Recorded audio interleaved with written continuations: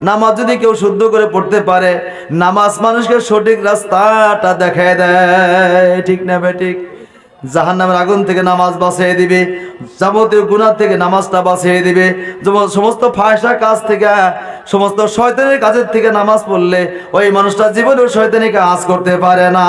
তার প্রমাণটা নেই বাবা, তার প্রমাণটা দেই বাবা। নামাজ পড়লে যে মানুষ ভালো হয় তার প্রমাণ দিচ্ছি বাবা। একজন মানুষ খুব চুরি করার অভ্যাস ছিল, বড় চোর ছিল, রাতে হলে চুরি করত। কিন্তু তার একজন মেয়ে ছিল, ওই মেয়েটা বড় আল্লাহ ওয়ালি, রাত্রি বেলায় তাহাজ্জুদ পড়তো, 5 ওয়াক্ত নামাজ পড়তো, কোরআনে কারিমের তিলাওয়াত করতো, বড় আল্লাহ ওয়ালি মেয়ে ছিল। কিন্তু তার আব্বা বড় চোর ছিল, ঠিক না বেঠিক ভাই? তার আব্বা খুব বড় চোর, রাত্রে হইলেই চুরি করতে গেত। একদিন চুরি করে আনছে বাবা, খেয়াল রাখবেন, মানুষের বাড়িতে ছিনতাই করে টাকা পয়সা ধন দৌলত সোনা দানা চুরি করে যখন বাড়িতে নিয়ে আসছে, বাড়িতে যখন নিয়ে ওই বস্তুগুলো রাখছেন, মেয়ের কানের মধ্যে আওয়াজ গেছে, বাবা এত রাত্রে কোথা থেকে এই বস্তুগুলো নিয়ে আসলেন? মেয়ে কয়, বাবা শোনেন। বলে কি? এত গভীর রাত্রে আপনি কোথায় গিয়েছিলেন? এই মাল সম্পদ কোথা থেকে নিয়ে আসলেন? অবশ্যই কথাটা বলতে হবে। বাবা বলতে ইচ্ছা করে না, বাবা বলতে চায় না। মেয়ে বারবার অ্যাপ্রোচ করলেন, বারবার তাকিদ করলেন, আব্বা কথাটা অবশ্যই আমাকে খুলে বলতে হবে। ভাই খেয়াল রাখবেন, বারবার অ্যাপ্রোচ করার পরে বাবা কথাটা বলতে বাধ্য হয়ে গেছেন। মাগো একটা আমার অভ্যাস আছে। বলি কি অভ্যাস? রাত্রি যখন হয়ে যায়, মানুষের বাড়িতে আমি ছিনতাই করি, মানুষের বাড়িতে আমি সিংহ দিই, মানুষের বাড়িতে আমি ডাকাতি করে যত মাল সম্পদ পাই, সমস্ত মাল সম্পদগুলো আমি ছিনতাই করে বাড়িতে নিয়ে আসি। এবার মেয়ে কয়, বাবা এই যে মালগুলি মানুষের বাড়ি থেকে যখন ছিনতাই করে নিয়ে আসছেন, কিয়ামত যেদিন হয়ে যাবে, হাসর যেদিন শুরু হয়ে যাবে, হিসাব নিকাশ যেদিন শুরু হয়ে যাবে, বাবা এই মালগুলো তো হারাম মাল, এটা আপনাকে খাওয়াও জায়েজ হবে না, আমাকেও খাওয়া জায়েজ হবে না। এটা মানুষের মাল, মানুষকে ঘুরে দিতে হবে, ঠিক না বে ঠিক? এটা কখনো খাওয়া জায়েজ না। একটা কথা বাবা, এই চুরি ডাকাতি করে যে সমস্ত মাল আমাদের খাওয়াইতেছেন, মুসিবতের দিন কিন্তু বাবা আমরা কিন্তু আপনার সাথে আমরা জাহান্নামী হবে না, ঠিক না বে ঠিক? বাবার দিলের মধ্যে একটা ভয় এসে গেছে, কথা তো ঠিক। যদি মেয়ে আমার সাথে জাহান্নামী না হয়, তাহলে আমাকে যদি জাহান্নামে যেতে হয়, তাহলে এই সমস্ত খাওয়ায় লাভটা কি ভাই? আস্তে আস্তে একটু অনুশোচনা করলেন, তাহলে কি করা যায়? মেয়ে কয়, বাবা এই সমস্ত কাজকে ছেড়ে দিতে হবে, তাহলে আমাকে একটু উপদেশ দাও। বলে একটা উপদেশ আছে বাবা, এই জামানার বড় কুতুবুল আলম, তার নাম হলেন হযরত আব্দুল কাদের জিলানী রাহমাতুল্লাহ আলাইহি, সুবহানাল্লাহ। সেই সময় বিরাট বড় ওলি ছিল না ভাই, উনি কুতুবুল আলম, ওলিয়ে কামিল ছিলেন, বিশাল বড় আলিমে দিন ছিলেন, ওলিয়ে কামিল ছিলেন, মহাতম দোস্ত বুজুর্গ। মেয়ে বললেন, আব্বা যদি আপনি ভালো হইতে চান তাহলে একটা সুযোগ আছে। বলি কি? এই জামানায় বহুত বড় আল্লাহর ওলি আছে একজন, তার নাম হযরতে আব্দুল কাদের জিলানী রাহমাতুল্লাহ আলাইহি। আপনি ওনার কাছে যাওয়ার পরে সঠিক রাস্তা দেখাই দিবেন, আপনি সঠিক রাস্তা পেয়ে যাবেন, সুবহানাল্লাহ। বা সকাল হয়ে গেল, আমার বাবা খেয়াল রাখবেন, সকাল যখন হয়ে গেল গো, আব্দুল কাদের জিলানীর কাছে যাওয়ার জন্য বাবা পাগল হয়ে গেল।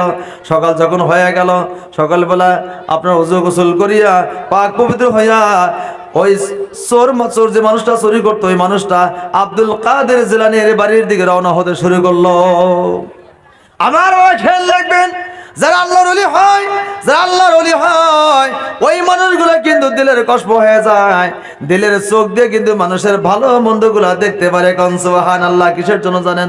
আল্লাহর মারিফতকে যারা হাসিল করেছে, আল্লাহ কিছু ইলমে লাদুনি তাদের মধ্যে দেয়, ইলমে লাদুনির খাতিরে তারা মানুষের ভালো মন্দগুলা দেখতে পারে। কথা ঠিক না ঠিক? আল্লাহর ওলি আব্দুল কাদের জিলানী রাহমাতুল্লাহ আলাইহি জানতে পারতেছেন মানুষটা কি অবস্থা, কিভাবে আমার কাছে আসতেছেন। আমার বাবা যখন আব্দুল কাদের জিলানীর কাছে যখন চলে গেছেন, আব্দুল কাদের জিলানী রাহমাতুল্লাহ আলাইহি দিলটা কষ্ট হয়ে গেছে। কষ্টের দায়ে দেখতে পাইতেছেন এই মানুষের একটা বদ অভ্যাস আছে, রাত্রি বেলায় মানুষের বাড়িতে চুরি করতে যায়, ঠিক না বেটি? কষ্টের দায়ে ধরে ফেলেছেন, মানুষটা বড় চোর। কয়, তুমি কিসের জন্য আসছো? বলে, হুজুর আমি জীবনে যত গুনাহ করেছি, আমি আর জীবনে গুনাহ করব না, আপনার কাছে আমি বয়াত ধরতে আসছি, আমাকে বয়াত পড়িয়া সঠিক রাস্তাটা দেখাইয়া দেন। আব্দুল কাদের জিলানী রাহমাতুল্লাহ আলাইহি একটা চান্স পাইলে, কত তো ঠিক, তাহলে একটা সঠিক রাস্তাকে দেখাই দিতে হবে। আব্দুল কাদের জিলানী বললেন, ও বাবা তোমাকে কোনো সবক দেওয়া হবে না, মুরিদ বানাইলাম, কোনো সবক নাই। একটা সবক তোমাকে দেওয়া হলো, যতই মুসিবত বাধা বিঘ্ন আসুক না কেন, মিথ্যা কথা তোমাকে বলা যাবে না। এই সবকটাই আমি তোমাকে দিয়ে দিলাম। কি ভাই? মিথ্যা কথা বলা যাবে না। যত মুসিবত আসুক, বাধা বিঘ্ন আসুক, মিথ্যা কথা বলা তোমার জন্য জায়েজ হবে না, মিথ্যা কথা বলবে না, এইটাই তোমার জন্য সবক।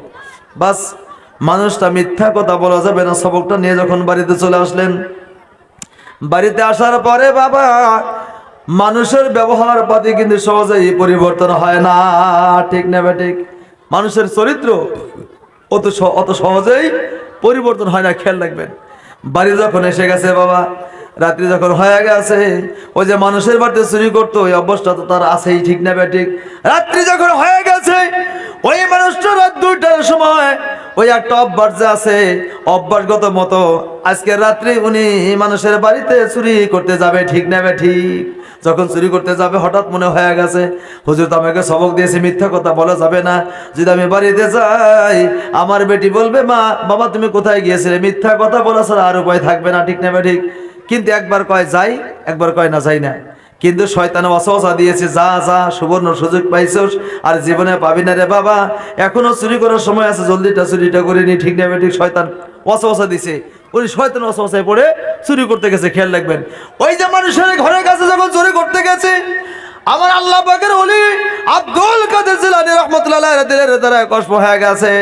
উনি কষ্টর দ্বারা দেখতে পাইতেছেন আমি যে সবক দিয়েছি সবকটা তো সঠিকভাবে তিনি আদায় করতে পারতেছে না, ঠিক না ঠিক?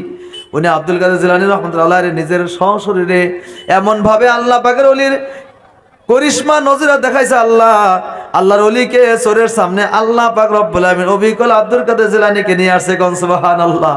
চোরের সামনে আব্দুল কাদের জিলানী ডাইরেক্ট খারাপ হয়ে গেছে, দেখছেন কি? যেখানে চুরি করতে গেত ওই বাড়িতে আব্দুল কাদের জিলানীর মতো একজন মানুষ দাঁড়িয়ে গেছে, উনি ভয় খাইছে, হাইরে আমি যার কাছে বয় ধইলাম, যিনি আমাকে সবক দিচ্ছেন উনি তো আমার সবকিছু দেখে ফেললো, উপায় নাই, আর উপায় নাই, চুরি করা ছেড়ে দিয়ে বাড়িতে চলে আসছেন। বা যখন বাড়িতে চলে আসছেন বাবা, বাড়িতে চলে আসার পরে মেয়ে বলছে বাবা তুমি কোথায় গিয়েছিলে, বলে মাগো অভ্যাস আমি এখনো বদলাইতে পারি নাই, কিন্তু চুরি করতে গেছিলাম, চুরি করতে পারি নাই, ঠিক না ঠিক? আমি ঘুরে আসছি। বলে কেন ঘুরে আসলা, চুরি করলা না? বলে মাগো জানো না আমি যার হাতে বয়াত পড়েছি ওই আল্লাহর ওলি আমার চোখের সামনে দাঁড়িয়ে গেছিল, ঠিক না ঠিক? ভাই মহতম দোস্ত গো, আল্লাহর ওলিকে দেখে উনি বাড়িতে চলে আসলেন। আসার পরে উনি কান ধরে তওবা করলেন, জীবনে আর অন্যায় কাজ আমি করব না, ঠিক না ঠিক? এবার বন্ধু খেয়াল রাখবেন, যখন মিথ্যা কথার সবকটা ইয়াদ করলো, মুখস্থ করলো, মিথ্যা কথা বলা যাবে না, সবকটা মুখস্থ করে করে আমল করে করে দীর্ঘদিন চলে গেল। এবার মিথ্যা কথা বলা যাবে না। কয়েকদিন যাওয়ার পরে ওই ব্যক্তি আবার আল্লাহর ওলির দিকে রওনা হইতেছেন, আমি সবকটা আগিয়ে নিয়ে আসি, ঠিক নেবে ঠিক? মিথ্যা কথা তো বলা যাবে না, আমি আমল করছি, আর একটা সবক আমি এগিয়ে নিয়ে আসতে হবে। উনি আল্লাহর ওলির কাছে গেছে, হুজুর গো আপনি যে আমাকে সবক দিয়েছিলেন সবকটা আমি পূর্ণাঙ্গভাবে আদায় করেছি, কোন সুবহানাল্লাহ। কিন্তু আমার বাবা খেয়াল রাখবেন, ওই ব্যক্তি যখন আব্দুল কাদের জিলানীর কাছে গেছে, আব্দুল কাদের জিলানী কিন্তু তার দিলের অবস্থাটা ভালো করে জানতে পারছেন, মানুষটা এখনো পরিবর্তন হয় নাই, চুরি করার অভ্যাসটা তার মধ্যে এখনো আছে, ঠিক না ঠিক? মিথ্যা কথা তো বলা যাবে না ঠিক, কিন্তু চুরি করার অভ্যাসটা এখন আছে। উনি কয় ঠিক আছে, মিথ্যা কথা ছেড়ে দিয়েছে বলে হুজুর দিয়েছি, মিথ্যা কথা আর বলা যাবে না। বলে একটা সবক তোমাকে দিলাম, দিন রাত 24 ঘন্টার মধ্যে বাবা 5 ওয়াক্ত নামাজ ফরজ আইন কি নাই? হ্যাঁ বাবা, দিন রাত 24 ঘন্টার মধ্যে আমাদের মধ্যে উপরে 5 ওয়াক্ত নামাজ আল্লাহ ফরজ করছে কি নাই? কথা বলো নাকি বাবা? দিন রাত 24 ঘন্টার মধ্যে 5 ওয়াক্ত নামাজ আমাদের মধ্যে ফরজ, পড়াটা ফরজ আইন, ঠিক না ঠিক? আদায় করতে হবে। এবার আল্লাহর ওলি বলছেন, ও আব্দুর রহমান শোনো, বলে কি তোমাকে আর সবক দেওয়া হবে না, একটা সবক দিলাম, এই সবকটা যদি আমল করতে পারো তোমার জীবন শাইন হয়ে যাবে। বলে কি সবক? দিন রাত 24 ঘন্টার মধ্যে 5 ওয়াক্ত নামাজ আল্লাহ পাক ফরজ করে দিয়েছে, আমি তোমার জন্য 1 ওয়াক্ত নামাজ পড়ার সবক দিলাম। 5 ওয়াক্ত না, কয় ওয়াক্ত? 5 ওয়াক্ত নামাজ পড়তে লাগবে না, তোমার দরকার নাই, 5 ওয়াক্ত পড়ার কোনো দরকার নাই, তুমি 1 ওয়াক্ত নামাজ পড়বা। বলো কি কোন নামাজ? বলে ফজরের নামাজ পড়ার হুকুম দিলাম, কোন সুবহানাল্লাহ। আমার বাবা দিন রাত 24 ঘন্টায় যারা আমরা 5 ওয়াক্ত নামাজ পড়ি, 5 ওয়াক্ত নামাজের মধ্যে কোন নামাজটা বেশি কঠিন রে বাবা? যারা পড়েন তারা বুঝতে পারবেন, যারা পড়েন তারা বুঝবেন কোন নামাজটা বেশি কঠিন বাবা। ফজরের নামাজ, ঠিক না ঠিক? আজান দেওয়ার 1 ঘন্টা আগে ওঠা লাগে, পেশাব পায়খানা করে উজু করে আমরা আন্দার থাকতেই মসজিদে যেতে হয়, ঠিক না ঠিক? ফজর নামাজ পড়ার পরেও কিছু আন্দার থাকে না, কি কর? তাহলে বড় কঠিন নামাজ, অনেক রাতে উঠে লাগে। আল্লাহর ওলি ওনাকে ফজর নামাজের পড়ার হুকুম দিলেন, ভাই খেয়াল রাখবেন। ফজর নামাজ পড়ার হুকুম দিলেন। বাবা খেয়াল রাখবেন, ফজর নামাজ যখন পড়া শুরু করলো উনি নিয়ে আসলেন সবক, নিয়ে আসার পরে বাড়িতে আসার পরে আর ঘুমায় না। আমার হুজুর বলছেন ফজর নামাজ পড়তে হবে, ঘুমান যাবে না। সারা রাত্রি দাঁড়িয়ে দাঁড়িয়ে থাকে, সারা রাত বসে থাকে। যদি হঠাৎ ফজর নামাজ চলে যায়, আমার অলির কথার সীমা লঙ্ঘন হয়ে যাবে, আল্লাহ পাক নারাজ হয়ে যাবে, আর ঘুমান যাবে না রে বাবা। সারা রাত বেচারা ঘুমায় না, দাঁড়িয়ে থাকে। আর কয় কখন আজান হয়ে যাবে, আজান হলে আমি মসজিদে গিয়ে ফজর নামাজটা জামাতের সাথে আদায় করব। হঠাৎ আজান হয়ে গেছে, বাবা খেয়াল রাখবেন। আজান হওয়ার পরে মানুষটা উজু করে মসজিদের দিকে রওনা হয়ে গেছেন। বাবা মসজিদে যাবার পরে তার বিগত জীবনের গুনার কথা মনে হয়ে গেছে কি নাই বাবা। এবার যখন মসজিদে চলে গেছে, ইমাম সাহেব নামাজ শুরু করেছে।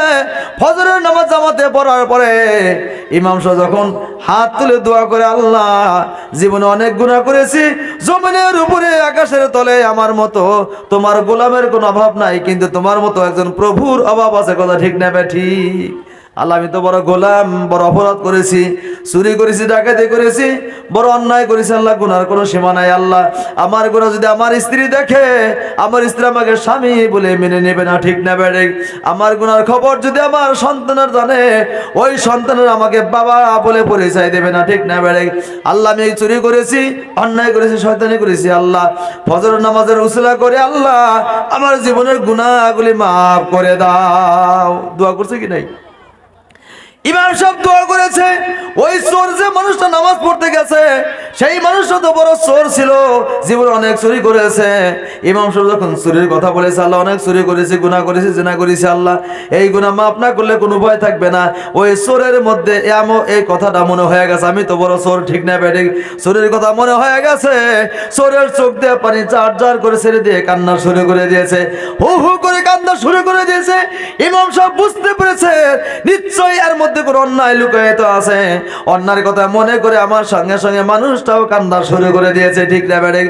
আল্লাহ আমার বাবা খেয়াল রাখবেন, যেই মানুষটা গুনার জন্য চোখের পানি ছেড়ে দিয়ে কান্দে, আমার আল্লাহ বড় চোখের পানিটা কবুল করে কিনা, আল্লাহ পাক কবুল পছন্দ করে কিনাই, চোখের পানির বিনিময় আল্লাহ জীবনের সমস্ত গুনাহগুলি মাফ করে দেয় কিনা দেয়।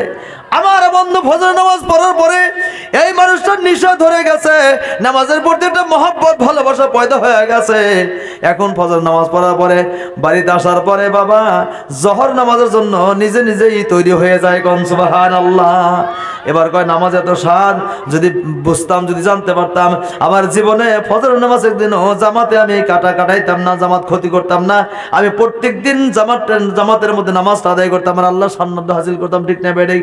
জহর নামাজ পড়ে বাবা, জহর নামাজ পড়ার পরে আল্লাহ এবার দোয়া করে, আল্লাহ আমার গুনাহ মাফ করো। আসর নামাজ পড়ার পরে গুনাহ মাফের জন্য আল্লাহর কাছে চায়। মাগরিব নামাজ পড়ে, এশার নামাজ পড়ে, এশার নামাজ পড়ার পরে আল্লাহ তার দিলের মধ্যে নামাজের ভালোবাসা পয়দা করে দিয়েছে। ওই মানুষটা সারা রাত আর বিছানার মধ্যে ঘুমায় না, আল্লাহ পাকের সামনে দাঁড়াইয়া তাহাজ্জুদের নামাজ পড়ে বিগত জীবনের গুনার কথা মনে করে কাঁদে, কোন সুবহানাল্লাহ। বাবা আল্লাহর ওলি ফজরের নামাজের হুকুম দিয়েছিল, ঠিক না বেঠিক? দিছিল কি নাই? আল্লাহর ওলি ফজরের নামাজের হুকুম দিয়েছিলেন।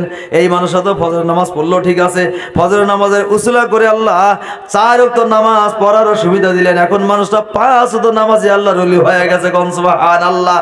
এর উদ্দেশ্য হলো বন্ধু, নামাজ যদি পড়া যায়, নামাজ পড়লে আল্লাহ পাক মানুষকে সঠিক রাস্তা দেখায় দেয়, গুনার কাছ থেকে মানুষকে আল্লাহ পাক নামাজের জরিয়া করে আল্লাহ পাক সোজা রাস্তা দেখায় দেয়, কোন সুবহানাল্লাহ।